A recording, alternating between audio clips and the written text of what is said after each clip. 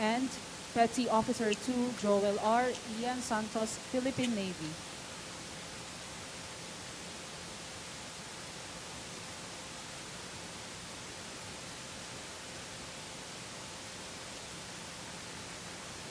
Thank you, Colonel Franza. May we call on Lieutenant General Cerelito E. Sovejana, Commander, Western Mindanao Command, for conferment of the Order of Lapu-Lapu rank of Kampilan. Orden ni Lapu-Lapu, Ranggong Kampilan. Itinatag ang Orden ni Lapu-Lapu noong 2017 at iginawad ng Pangulo ng Pilipinas bilang pagkilala sa pagiging huwaran sa paglilingkod ng mga opisyal at kawani ng pamahalaan. Gayon din ang mga pribadong individual sa pamahalaan dahil sa maringal na pagpapasulong at advokasya ng Pangulo, gaya ng pagpapakita ng kagitingan at kabutihang nagpamalas ng kahanga-hangang paglilingkod at katangi-tanging ambag sa bansa. Iginawad ang Orden ng Lapu-Lapu, Ranggong Kampilan sa mga opisyal at kawani ng pamahalaan at pribadong individual sa tahasang partisipasyon o napinsang gawain o nagtamo ng matimbing pagkawala ng ari-asiya ng Pangulo. Iginawad ang gantimpalang natamo ng Orden ng Lapu-Lapu, Ranggong Kampilan kay Staff Sergeant Ramonito Gayapole.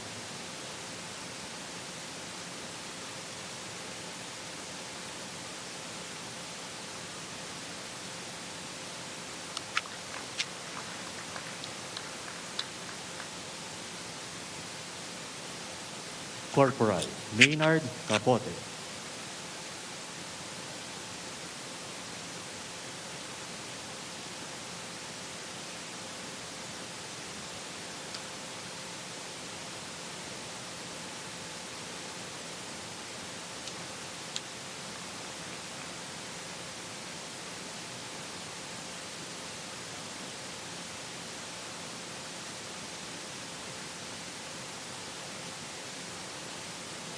Good afternoon, everyone.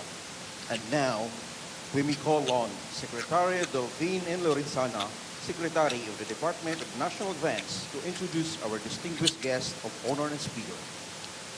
Mga kasama, ang ating pinakamamahal na Pangulo, President Rodrigo Roa Duterte.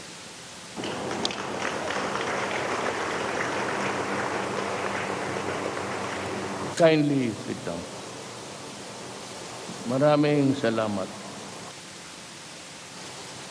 There's a prepared speech for this afternoon. Babasahin ko na lang kasi ito puro naman parang sa inyong mensahe. Dadagdagan ko na lang. To our brave soldiers who are with us today, I personally came here to thank you on behalf of the Filipino people for your undying service, especially during these trying times. As we fight the COVID-19 pandemic, lawless elements still take advantage of the ravage across the land, disrupting public order.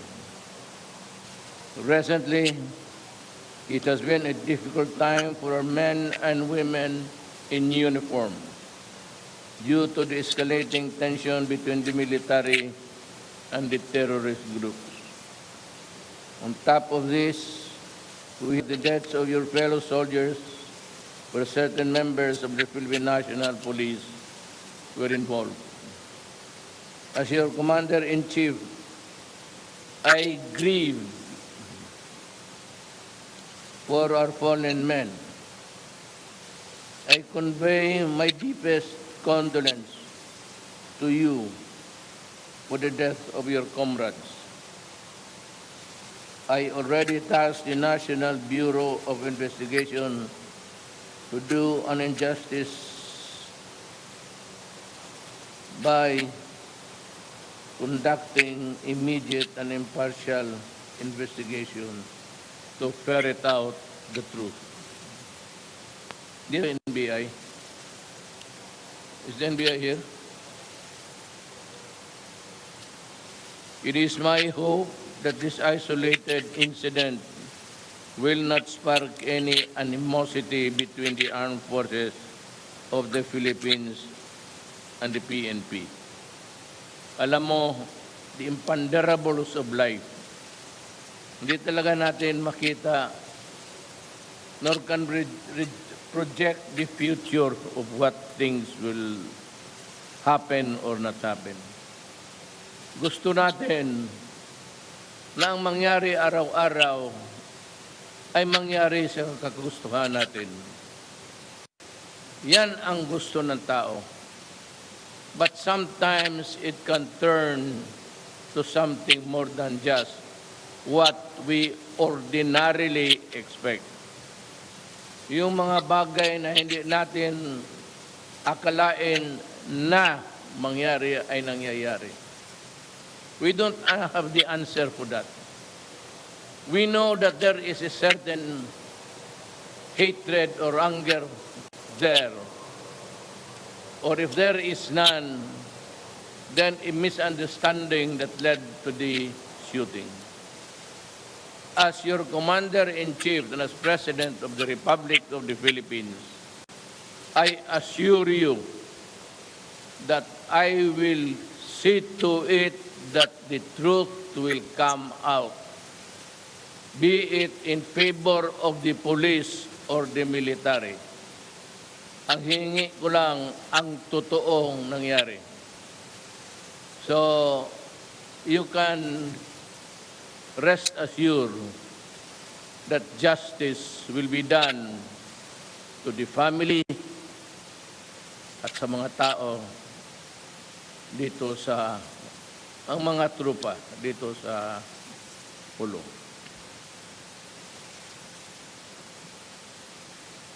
Remember that our progress as a nation has been for decades hindered by insurgency and terrorism. That is why you have my utmost respect as you risk your lives in the name of peace, security, and development efforts in our region. Alam mo, Sakor, happy birthday. Timing na lahat at kung gusto mo, i-blow out na lang kita doon sa pagbabago. If you want to take the plane with me in going back to Manila, invite you para ma-blow out naman kita. You know, Sakor, alam ko na masakit rin sa iyo. Alam ko, hindi ko na tataguin ang puso ko.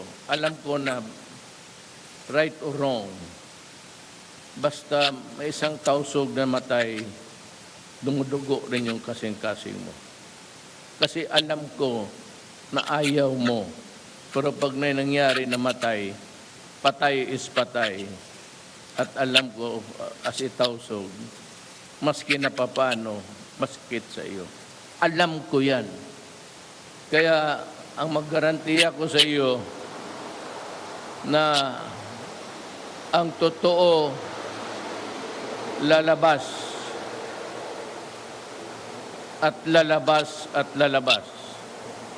In fairness to the tausog, policemen, and to the soldiers who died. Kailang wala tayong opsyon eh. Hindi natin ito pwedeng taguin, hindi natin pwedeng laruan ito. Kasi hindi maganda ang labas. We would have a more serious trouble if we play with the people's lives. Mga buhay ng sundalo. So, tanggapin mo rin, may condolences, para sa nangyari. But ako dito, since I work for the government, siguro maintindihan mo rin balang araw. May gusto akong sabihin sa inyo. It is not that I am inordinately proud of it, but that was actually a part of my campaign. Sinabi ko sa iyo ninyo noon, kung nakinig kayo sa akin, I never really expected to win sa rating up to the last hour. Hanggang 4 lang talaga ako in the lineup of 4 candidates. 4 lang ako. But I promised you something. Sabi ko, corruption, mahina yan. Alam ko, sinabi ko, narinig ninyo yan. Yang customs, sensilyo lang yan. BIR, sensilyo yan. Ang corruption na bilyon sa taas. Sinabi ko sa inyo yan. And I dare challenge anybody na sabihin nila, I am lying. Sinabi ko yan in my own language. Medyo pagkabastos. Pero sabi ko, itong mga mayaman na ginagatasan ang gobyerno, pati ang tao. Without declaring martial law, sinira ko yung mga tao na humahawak sa ekonomiya at umiipit. At hindi nagbabayad. They take advantage sa kanilang political power. Ganun yan. Sa core, ganun yan. Every election, noon, o sa ngayon, o bukas, sabihin lang, sa isang kwarto lang yan. O Adre, sinong kandidato natin ngayon? O ikaw dyan, ikaw ang bahala sa, you raise the fund. 5 tao. Isang pamilya lang ang nag-uusap dyan. Ganon nilaro nila ang bayan ko. Kaya ako mamatay, mahulog yung eroplano, putang ina. I am very happy. Alam mo bakit? Sabi ko, without declaring martial law, I dismantled the oligarchy that controlled the economy of the Filipino people. Ganon sa core. Hindi kami. Nagpapakamatay nga itong mga sundalo ko, putang ina, para sa kanila. Just to prop up a government. Yung gobyerno ko, na useless naman kung nandyan sila. Kaya ako, kung mag-decide kayo na tanggalin ako, mas mabuti, putang ina. Kasi ayaw ko maghawak ng gobyerno na wala akong magawa. May mga batas kasi. Pero ito, 2 years, ipitan ito. Ngayon, after 2 years, pagpaalis ako, wala pa ang nangyari. Alis ako. At least nakita na ninyo. Bahala na kayo. Bahala na kayo. Hindi ko na... Yung sinasabi nila na si Duterte, hindi in statement, masama ang bumaga na magmumura ko. Totoo. Putang, totoo. Totoo kasi galit ako sa putang ina ninyo. Putang ina kung anong pinagagawa ninyo sa bayan ko. Yun ang gusto kong sabihin sa iyo sa ko. Na alam ko, ang Moro hindi talaga rin kontento. Kasi ang Moro nauna dito sa Mindanao. And the Christians came later. As a matter of fact, if you are not an Islam, you are a dayo. Kasi walang nitibong dito nga Kristiyano. Puro Islam. Kaya naintindihan ko. Naintindihan ko rin yung galit ninyo. Gusto rin namin na magbago sana, magbago ang tingin namin sa inyo at maibigay sa inyo yung mas magandang arrangement. Gusto ko na magbago ang arrangement para mapagbigyan kayo. Ang mga putang ina kasi dito, magplano ka ng electric, may mag-apply ka agad, sila rin. Wala ako nga gusto ko, mag-usap na. Alam ko dahil yan sa sakit niya. I know how to be revolutionary. And I know how cruel can it be. Alam ko kung anong mangyari sa parang aso ng alam mo, sa totoo lang, every time na, alam mo kung bakit binilang ko ng 45 yung mga sundalo ko sa course? Nabi ko sa kanila, yung 45 ninyo, 3 magazine yan. It comes with 3 magazines. One is deployed, ang isa, 2 dito. Kahit na ganon, naubos, bunutin mo pa yung isang magazine, wala ka ng M16. Pero yung magazine, kainin mo para sarili mo. Because I would rather see my soldier dead than iharap sa video tapos gulgulin parang manok. Sabi ko, yan. Kasi pag ako rin ang na-corner, ganon rin ang gawin ko. Kakainin ko yung bala.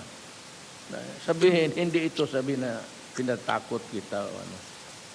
I'm just sad kung bakit ganon patayin ang tao na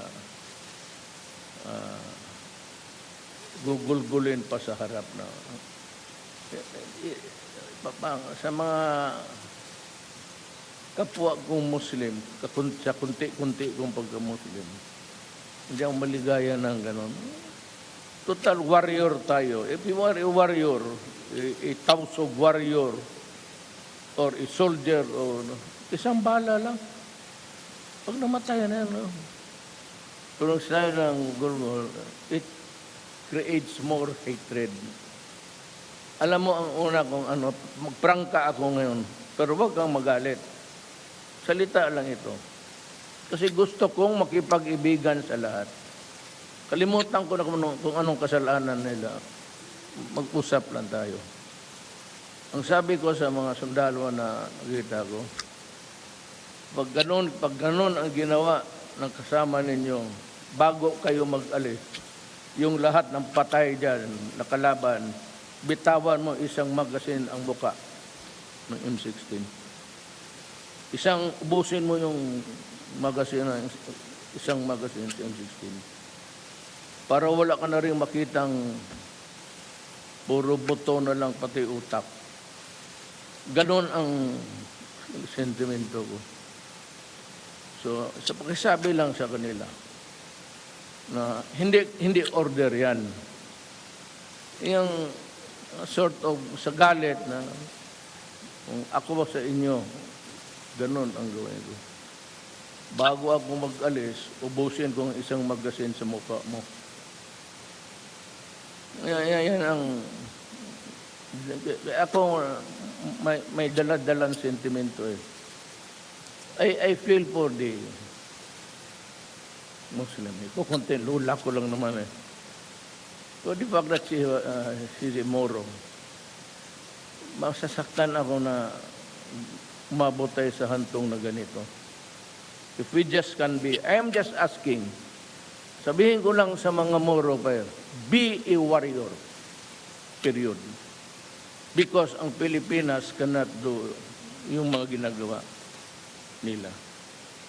As sa taga-gobyerno, we are not allowed to do crazy things like that. Ang sinabi ko na ubusan. Pero kung ako siguro ang sundalo, at kung may nalaman ako sundalo na gumawa I would not, I would not begrudge him. Kasi masakit talaga. So, the earlier, may 2 taon pa tayo, if we can, I'm ready to open the borders. I know that wala na masyadong barter trade kasi lahat yung binibili ng mga Indonesian dito sa atin, nandyan na sa kanila ngayon eh. Noon, wala silang manufacturing. But if there is a way which we can arrange another baski big time coal, tapos yung safe passage lang ng mga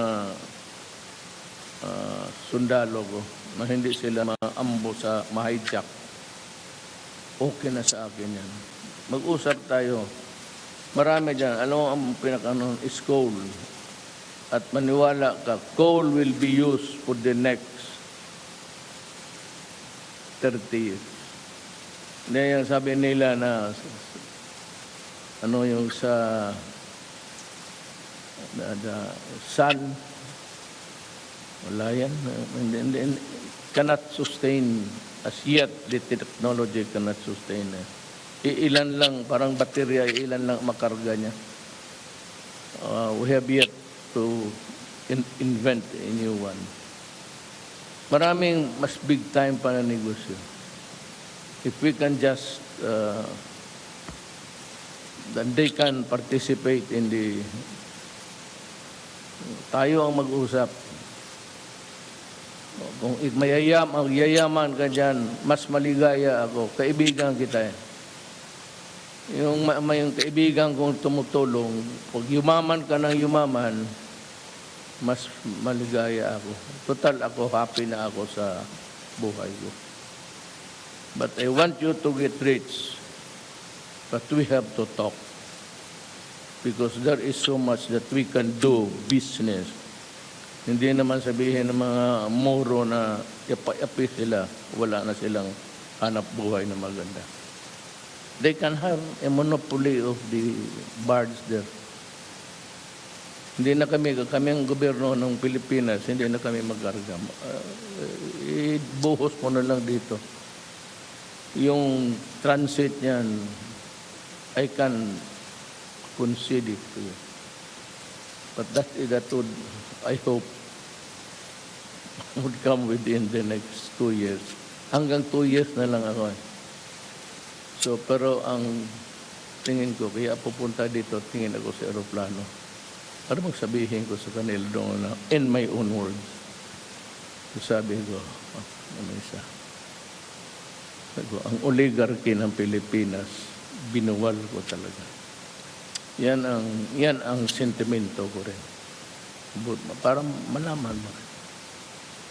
So, it's your birthday. I pray to Allah that you'll be given a longer life, pursue peace in the Philippines, and uplift the lives of the Tausog and every Moro in Mindanao. You have indeed accomplished so much in fighting the Abu Sayyaf group in recent years, and this led to the significant strides towards crushing them for good. Let me assure you that as you fight to protect our nation, your needs and those of your families will be taken care of. The government will continue to implement policies and programs that will secure your future. Wala na yung mga plaster class. If you are injured, lose a leg, do not worry. You will run faster. I'll give you the titanium. It's a matter of sacrifice yung pag-training. After that, okay na yan. You can fight again. At alam mo, bali gusto ko lang i-warning also to those who are administering it, be they military or civilian. Ang AFP Center may 50 million yan. Ang below na 50 million a month. Wala pa kasali yung mga medicinal lang yan. Medicinal lang yan. Para sa inyong pamilya. Dalhin ninyo doon. Hindi maubos ninyo yan. Walang magkasakit na gano'n, 50. A month yan. No, that's a 1-year supply for medicine. Ako, a month. So, dapat malaman ng sundalo na mayroong kayong privilege na gano'n. Na hindi ko binigay ng iba. Binili ko na lahat ng equipments na kailangan ninyo. Bare, I hope tapos na yung building ninyo. I promise you yung ano itong tumutunog na sound. Ano bang tawag na mo? MRI. Sana matanda na talaga ako. MRI. Saka yung ano, karamihan dyan is I'd like to send, I have a friend who is the chief of the Cincinnati Orthopedic Hospital. It has something to do with bones. Ito si Eddie Boy Lim is from Davao. Yung General Motors, dyan sa Bilo na kanila yan. The guy is simply brilliant. Summa cum laude sa UP yan. Ang kapatid niyang babae, summa cum laude rin. They are doctors. Eddie Boy is practicing in the United States. I hope that if he would come home, I'd like him to just be a consultant or actually work for the soldiers. Mahusay itong taong to. Talagang chief ng Cincinnati Orthopedic Hospital.